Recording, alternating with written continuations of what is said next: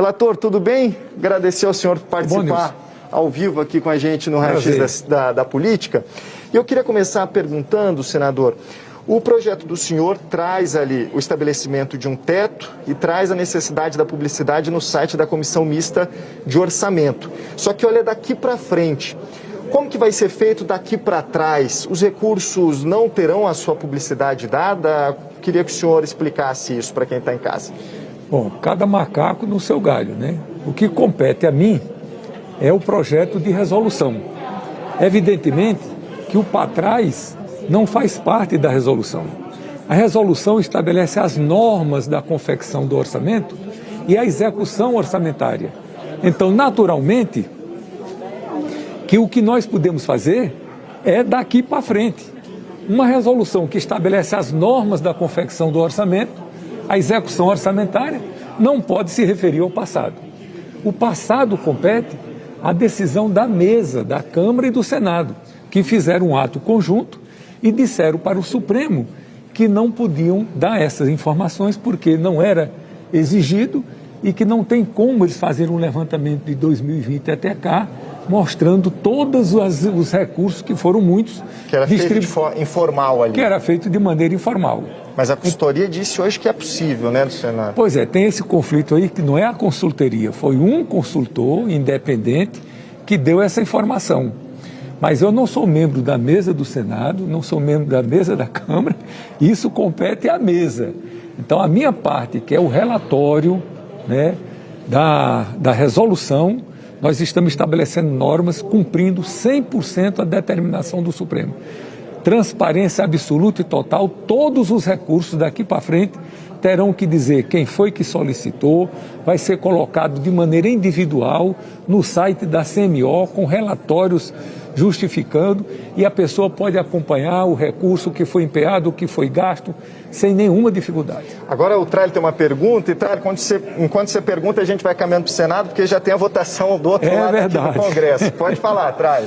Nilson, imagino que você vai ter que repassar a pergunta para ele, então vou tentar ser o mais objetivo possível.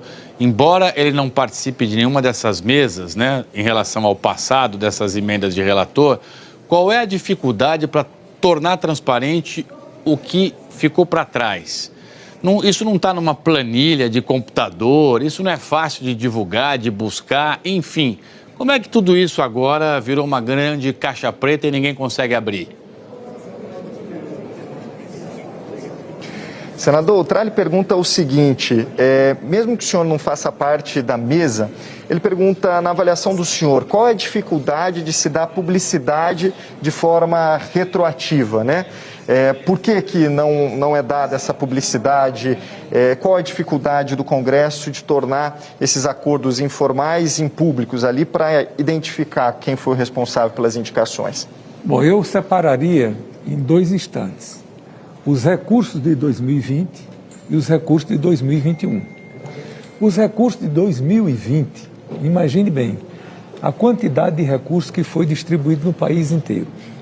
Mais de 80% dos municípios receberam esses recursos.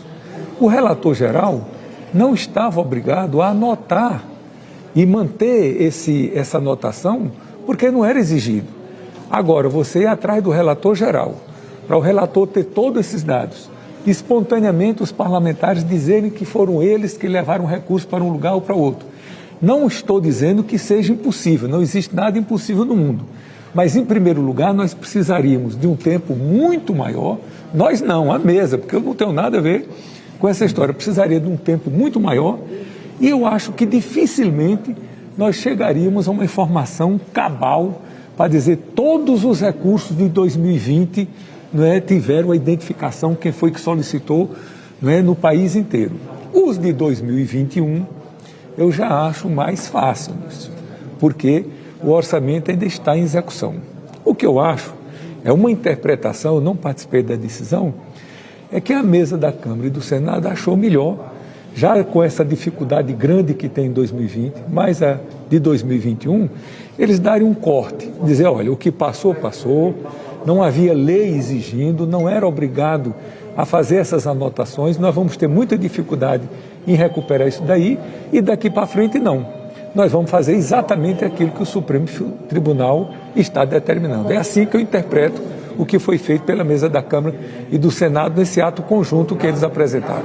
E ainda nesse ponto, senador, a última pergunta, porque a gente já chegou à porta aqui do plenário do Senado Federal, sei que o senhor tem que acompanhar essa votação, é o seguinte, um outro ponto que foi levantado pelos deputados ao longo da sessão é que o texto possibilita que essa indicação seja feita por um parlamentar, por um agente público ou então pela própria sociedade civil.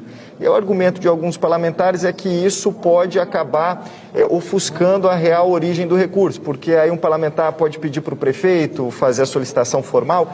Enfim, sobre esse ponto especificamente do texto, o senhor acha que mesmo com ele a transparência está garantida e com a transparência garantida o Supremo Tribunal Federal vai poder atender ao pleito da presidência da Câmara e do Senado da liberação desse recurso? Bom, isso aí já foi um aperfeiçoamento que eu fiz no meu substitutivo. O original só dizia solicitações.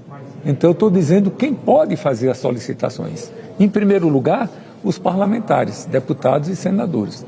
Em segundo lugar, os agentes públicos. Que agentes públicos são esses? Os governadores, os prefeitos.